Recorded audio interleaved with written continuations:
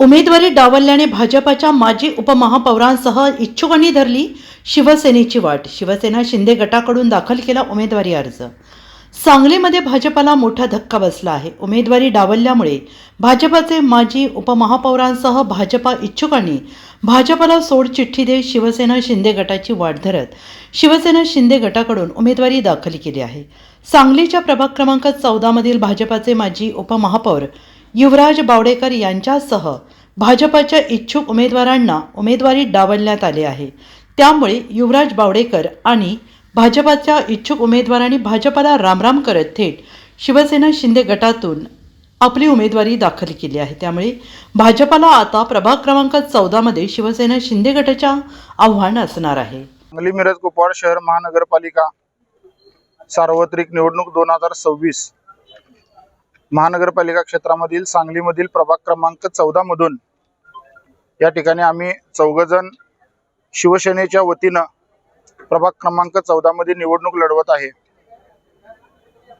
प्रभाग मोठा आहे. प्रभागातील समस्या आम्हाला चौघांना माहिती आहेत. ही येणारी निवडणूक आम्ही विकासाच्या मुद्द्यावर करणार आहे. आम्हाला निश्चित खात्री आहे की प्रभाग क्रमांक 14 मधील सर्व मतदार बंधू भगिनी हे शिवसेनेच्या सर्व उमेदवारांना विजयी करतील. भाजपकडनं तुम्ही भाजपनं कोणती कॅटेगरी उमेदवार निश्चितीसाठी लावली हे आम्हाला काय आतापर्यंत कळलेलं नाही. त्यामुळं जनसभेचं व्रत घेऊन आम्ही बाहेर पडलेली माणसं आहे.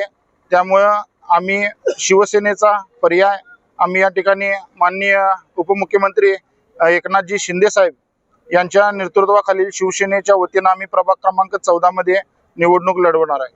तुमचं पॅनल नेमकं कसं असणार आहे, पॅनलमध्ये कोण कोण असणार आहे आणि कशी ते पुढच्या बरोबर माझे सहकारी सामाजिक कार्यकर्ते शीतल सदलगे असणार आहेत.